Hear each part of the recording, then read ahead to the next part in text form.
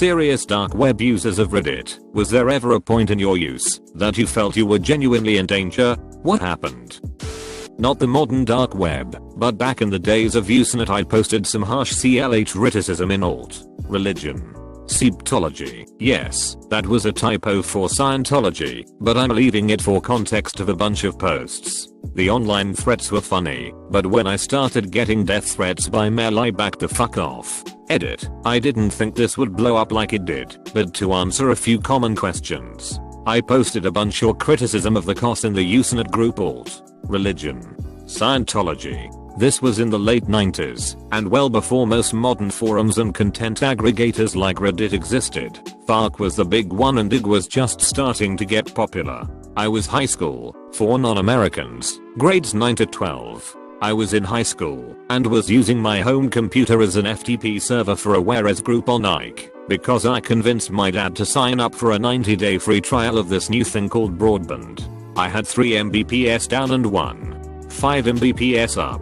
Of course we never cancelled it. They figured out who I was by using a Qtheft vulnerability to get root directory access to my PC. The death threats were bad enough, but what really sticks with me is the malice of deleting my family photos, including the last picture as us with my dad while he was alive. I was the typical invincible feeling young adult, and I was more concerned about worrying my mom than I was about my own safety. This was long before doxing was a thing, and online threats going from email to handwritten letters was terrifying, but as a high school kid I never would have admitted it. Nobody asked, but if I was confronted in person I would have fought back.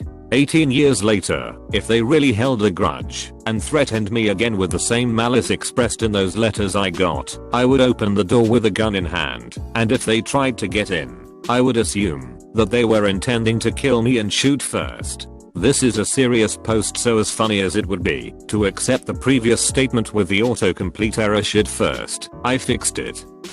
I've written a couple of books about the dark web, which means I've spent a bit of pretty much every day of the past 8 years poking around inside. Over the years I spoke to, interviewed, and even visited many dark web identities, drug dealers and operators of darknet markets mostly. I attended the trial of one of the most evil people on the planet, Lux, the owner of Her-Tooth Decor, a child torture site. Turned out to be a friendless unhappy kid who built his evil empire from his childhood bedroom, with his parents blissfully unaware of what was happening under their noses. The only time I felt even slightly in danger despite all this nosing around in there was when I helped uncover a Hidman scam.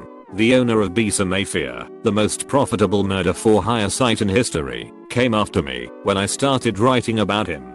He made loads of threats. You don't know who I am, but I know who you are and where you live. But that wasn't scary, as I had access to the backdoor of his site thanks to a friendly hacker, and knew he didn't really want to hurt anybody. It took a bit of a darker turn when he told the people who had signed up to work as hitmen on his site, and who he made video themselves burning cars with signs on them to advertise how legit his site was, then never sent them the promised money for doing so, that I was the owner of the site who had ripped them off. That could have become ugly, but luckily even the thugs weren't dumb enough to believe him. The only other time I've been a bit nervous was when Homeland Security wanted to have a friendly meeting with me on one of my trips to the US to attend a trial. They were friendly, but scary too. I've never personally felt I was in actual danger, so to speak, since I take proper precautions, but early on I did accidentally come across a site/forum while exploring that was filled with snuff photos of women people had assaulted and then knocked out or killed. Shut down my browser pretty quick after that, but felt uneasy for a long time after. I was a casual orderer of the dark web for a while and got pretty big into it and started buying slightly bulky packages of drugs. If you knew the markets for a while then you would know one called Alpha Bay was the best of the best. The Amazon of drugs and fraud would be its best description. However, it went down mysteriously one day and everyone assumed the owners just scammed everyone for their Bitcoin. Partially true, but in the background it was actually seize the D. Everyone flocked to a new site called Hansa which had some sketchy design features, but it was the next best alternative. Turns out the Dutch police took over the site, and with cooperation of multiple governments ran a drug distribution onion site with over $1 million of transactions for around a month. They were gathering information from unsuspecting users, including me, who bought with faulty security practices. Now this is where I started freaking out. Imagine trafficking drugs through the mail, and the Attorney General at the time, Jeff Sessions, makes a speech live on television that he was going to crack down and explicitly explains how fucked everyone on Hansa was because they have been gathering data for over a month. And in a big dick energy move closes the site and puts up a banner in its place saying everyone who has purchased will be prosecuted to the fullest extent of the law during his live speech. I was shitting myself for a month as many arrests did occur, but luckily I guess I wasn't important enough and nothing happened to me. The idea that the dark web is an extremely shocking and dangerous place is largely inaccurate. It's mostly weird libertarian blogs and very sterile Amazon type websites for drugs, complete with reviews of different vendors. I own a fairly rare car that had a rare error code. I looked it up on Google and there was only one other person on the car makers forum that had the same error. And this guy took months and months going back and forth between car shops and the forum thread to try to get the issue fixed. Everyone on the forum was pitching in to try to help him. So I kept going through this long forum thread to try to figure out if he ever fixed it. And suddenly there's no more replies from the guy. Everyone was scratching their heads for a while. We thought he had maybe gotten the issue fixed and didn't bother to update us on it. Then one day, a news article popped up about a really rich guy who died in a Thai jail cell. And then we connected the two stories and they matched up. The same make and model of the car in the news article matched up with his car. And they were both claiming to be in Thailand at the time. So what happened was that same guy who was still talking on the forums got raided by the Thai police around the same time he stopped replying to the forum.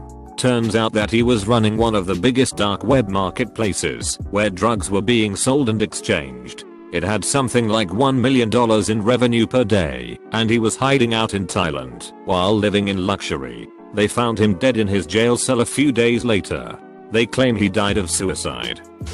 You don't just stumble onto the scary parts of the dark web. You had to have been looking for something sinister if you happened to come across one of the sites. Even then, getting access to said sites isn't as easy as most of them are invite based. Most of it is just the normal internet with questionable forums. Think 4chan but slightly worse, and petty drugs. It's very hard to reach the criminal parts of the dark web unless you have very specific URLs, and even then the host has the option to deny you access.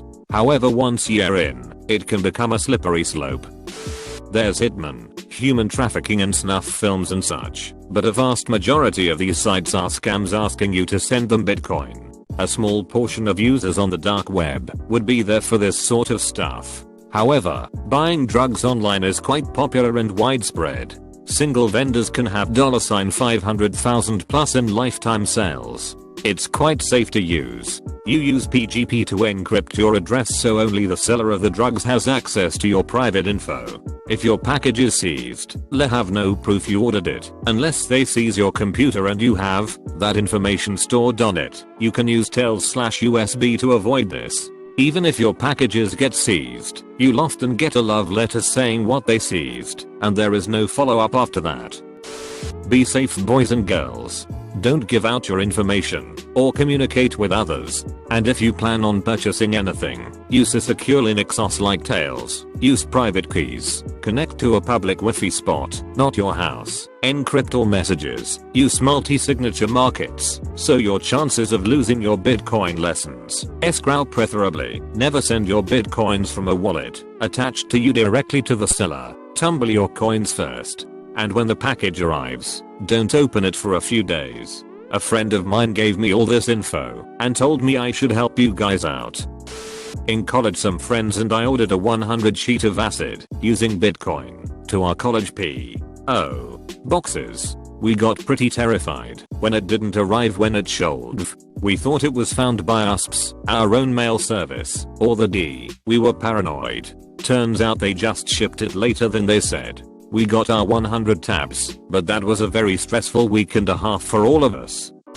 Not really a dark web user, but I got darksked by an Ianazi group on the dark web and ended up having to use the dark web to find the websites that had my information. Department of Homeland Security and the FBI showed up on my doorstep because they were threatening to send me letter bombs and send people to abduct and /// me. It was scary shit. They all fell off the face of the earth recently, so I'm just hoping the feds got to them. Edit. I elaborated more in the comments. Feel free to ask questions, but I might not give too much more information out. I don't want to be identified by anyone who's come across my tasks or is associated with the group who did this in the first place. Edit. Holy shit, thanks for 8k upvotes. Never gotten that many before, mayo. I hope everyone who saw this took this as a reminder to not fuck with people and mind yourself online. Scary world out there, man. Scary shit. No, the dark web is actually not very exciting and it's very hard to use. The only danger you are in is getting a visit from the law after trying to buy drugs online. Edit. The deep web is non-indexed sites. The dark web refers to non-indexed sites that often require Tor and often offer illegal content. The dark web is not exciting for one, because most of what a normal person would be able to find are honeypots run by law enforcement. To access the deep/dark web you need an address, no Google searching, and most addresses you can find on the clearnet are going to be compromised. If you're smart enough with this, you will probably be able to find a place that will let you buy drugs online and actually get the drugs if they aren't found by the mail service. Any hitman/contract killer services you can find are certainly honeypots. You will not find some sort of snuff porn site or L33T hacker enclave where they will trace your IP, etc. The ideas people have of the dark web are usually that last bit, which just isn't something you're going to find. And you can find videos of people dying on the clearnet. You don't need the dark web for that. I actually learned how to access the dark web by listening to NPR. They had a segment where an author who was writing a book about it basically gave step-by-step instructions on how to do it. I did everything he said, and, by golly, it worked. Truthfully, it was pretty underwhelming. Mostly just drugs and counterfeit items, passports, money, etc. I did find some weapons with the serial numbers scratched off, pistols and shotguns, but nothing that would start World War III. I also saw a couple ads for Hitman, but they seemed pretty hokey and were most likely undercover cops. I never felt in danger, but I have never gone back because there's nothing I really want from there. No government agents have kicked down my door either. The only real difference between the internet you and I are using right now and the dark web is that you need special software or configurations to access it. You have plenty of opportunities of finding bad shit on the regular web. With that in mind, I'd say that the regular web is more dangerous since it lulls you into a sense of security. I mean, most people these days have a significant amount of their personal information on there. The dark web, you're likely going to have a sense to be more anonymous. Personally, I just used it for playing a WoW private server back in the day, since the hosts didn't want to get a C&D from Blizzard. Religious Silk Road and CGMC user here. I used to get the stuff delivered to my dorm, but the package didn't come directly to my room. I had to go pick it up from my dorm building office. For my third or fourth order from Silk Road, I got an email saying that a package had arrived for me, but when I went to pick it up I was told by a app that my package was in the door's office. I was freaked out. I also for some reason was getting a lot of spam calls, which added to my anxiety. I was scared shitless. I didn't go to pick it up for like 4 days and kept getting emails from the door to come pick it up. I didn't go because I thought that it was a setup. But after a couple days I said fuck it, because I had paid a lot of BTC for that order, so I went to pick it up. It was literally nothing. The people holding on to my order couldn't have been more nicer.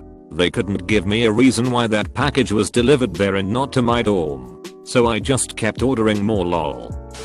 Not dark web, but mid-90s web. I was 12, and obviously puberty was in control. This was chat room days. Kid I was acquainted with, an Eagle Scout nonetheless, had all these floppy, and I mean floppy disks full of pornographic images from some asshole supposedly in Texas. Me and a few other friends were over puberty, so were eager to see naked women. It soon took a quick turn with girls that were likely my age. I immediately noped the fuck out and never really talked to the kid again. but knowing the Boy Scouts I wasn't getting involved, but I was like 13 and didn't even wanna tell my mom I was interested in women. I regret that day a lot. I should have called the police. Sadly I just compartmentalized it. 1996 was weird.